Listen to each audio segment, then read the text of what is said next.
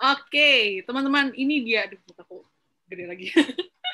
Teman-teman, kita akan ke satu pembicara terakhir.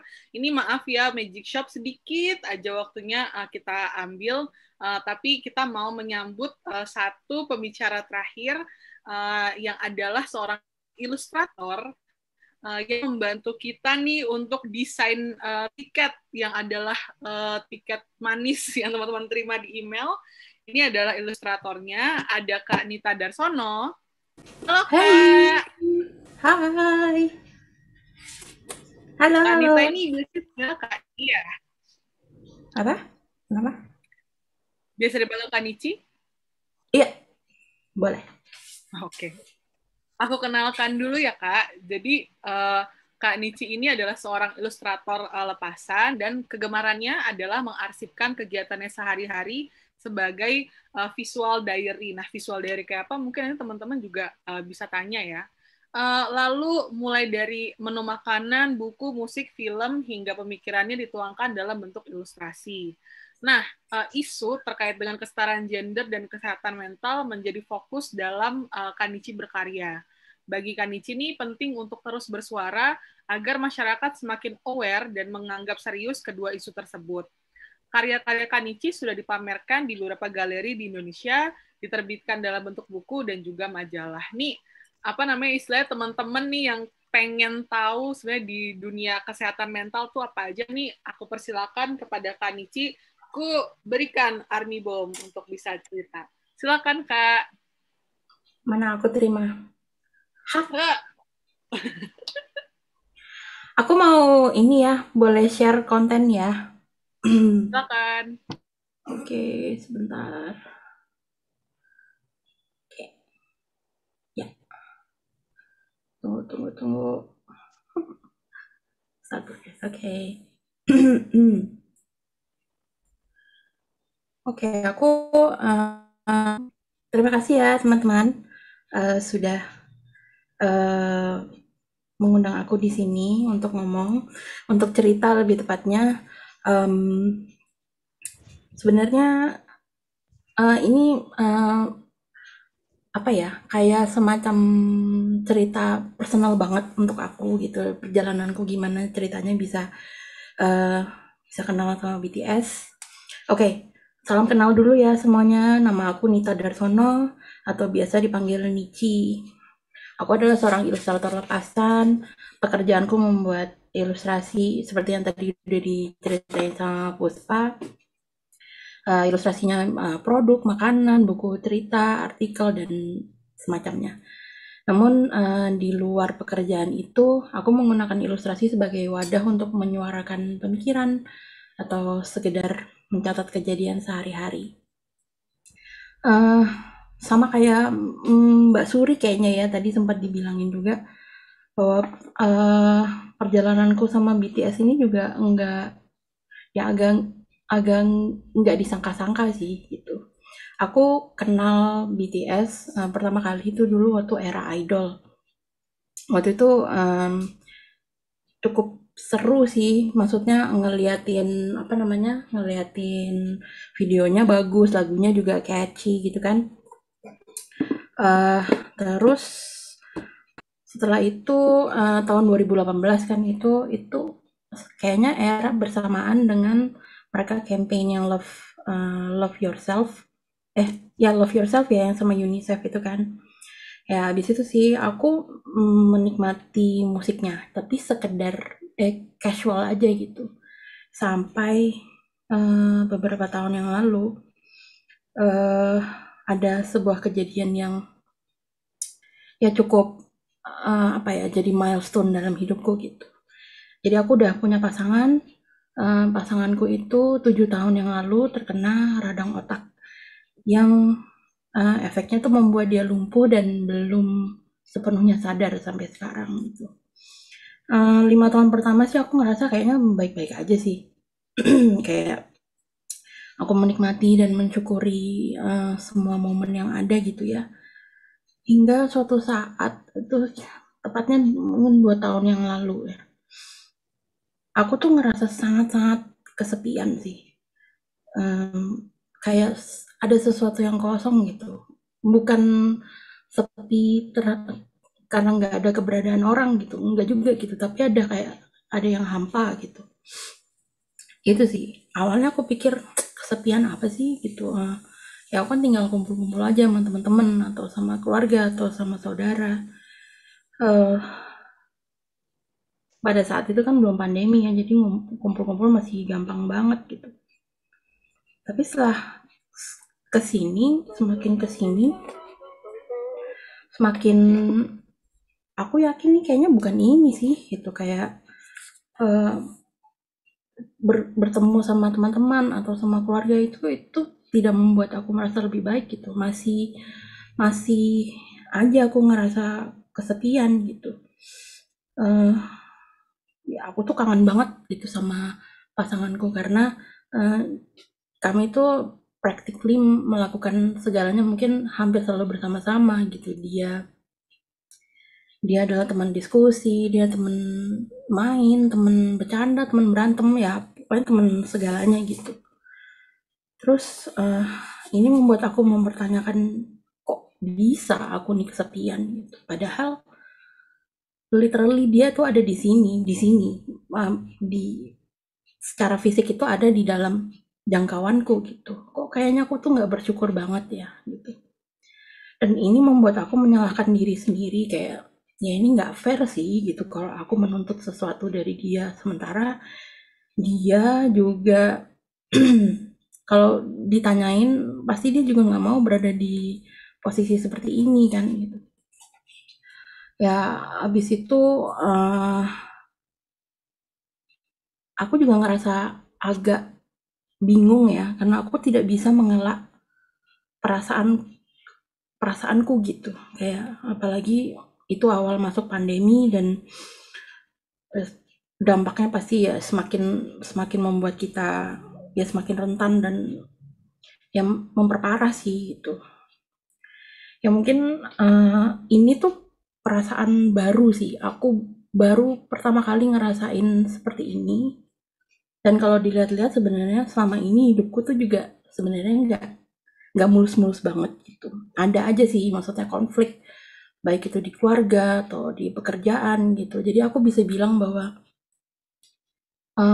batas aku untuk menerima tekanan itu sebenarnya cukup tinggi. Ini kesannya kayak terlalu jumawa ya, tapi aku berpikir bahwa aku tuh terbiasa sih gitu dengan tekanan gitu. Cuman yang ini nih rasanya lain gitu.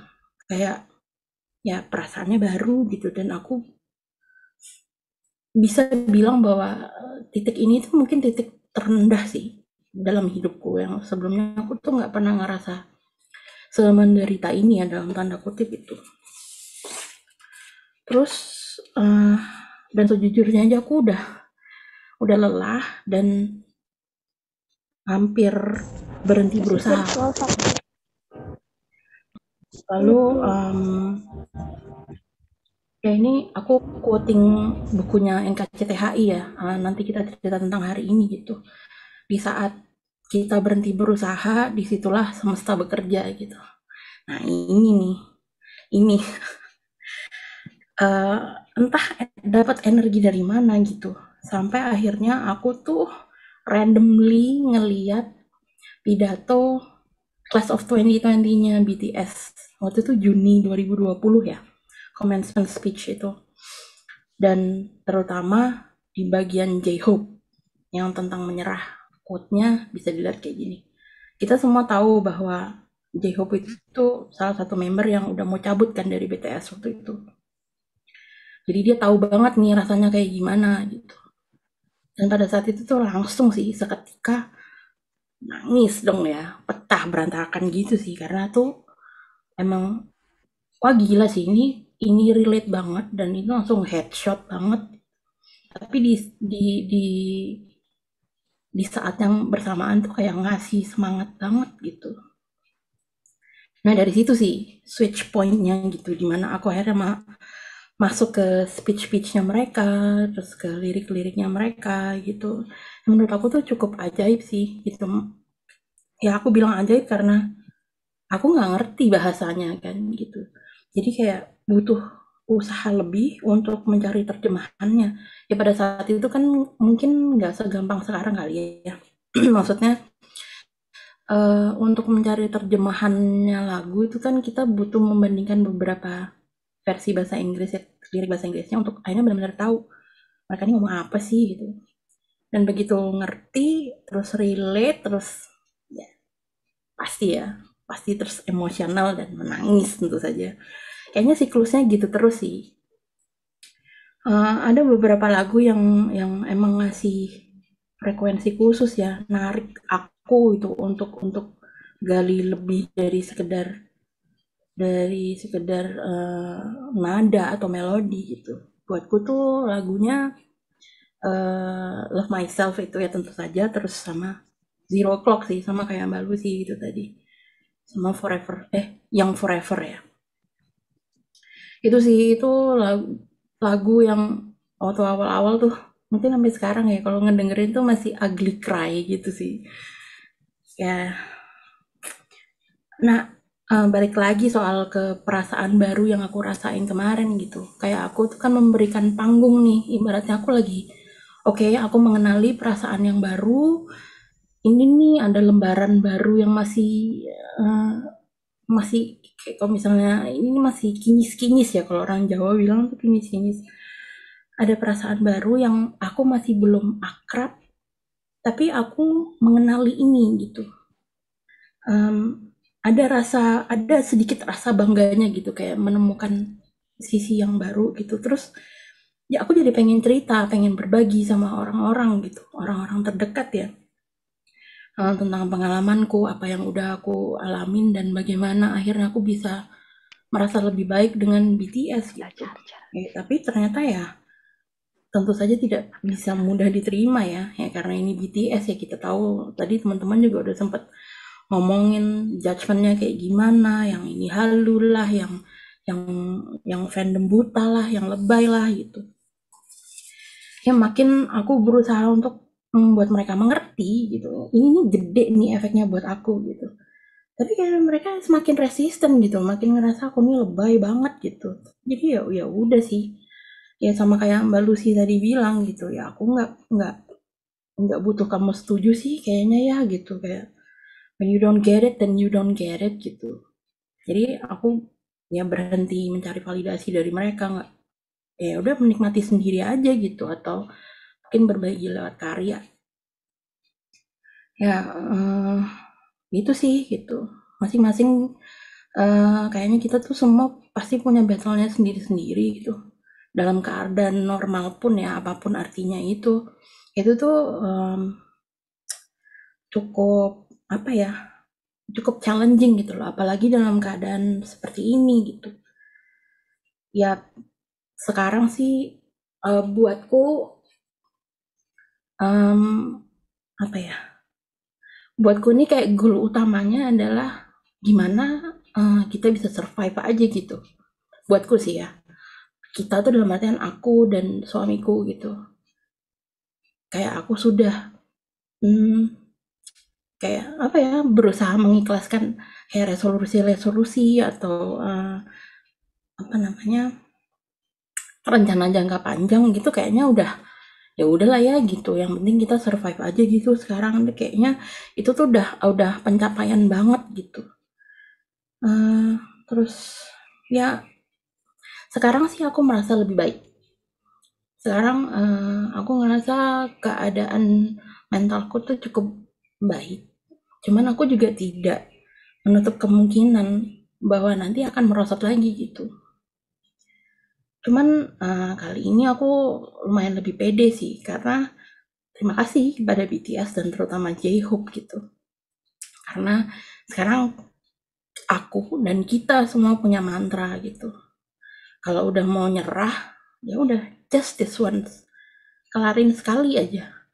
Habis itu udah, ya begitu seterusnya gitu. Dan semakin ke belakang akan, ya mudah-mudahan semakin lebih mudah ya untuk melatih kita untuk jalan terus. Jadi ya, life goes on. Oke teman-teman, terima kasih udah dibolehin cerita. Thank you. Terima kasih banyak Kak Nici. Ya ampun Kak. Ya. Terima kasih sudah bertahan, terima kasih sudah mau bercerita. Aku tahu cerita soal apa, diri kesedihan itu pasti nggak apa ya, atau susah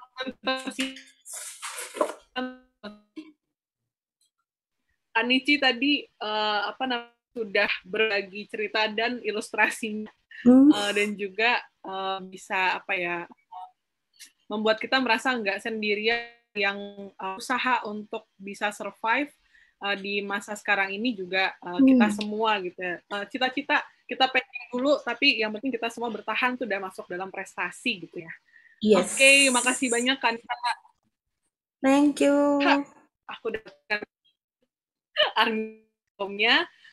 Terima kasih banyak ya seluruh bicara udah berbagi apa pandangan maupun cerita pribadinya di dalam sesi Indomie Kasa ini. Aku yakin ini apa ya semacam pemantik gitu, untuk nanti juga banyak army yang bisa cerita soal apa ya kayak cerita hidupnya bahwa BTS adalah magic shop.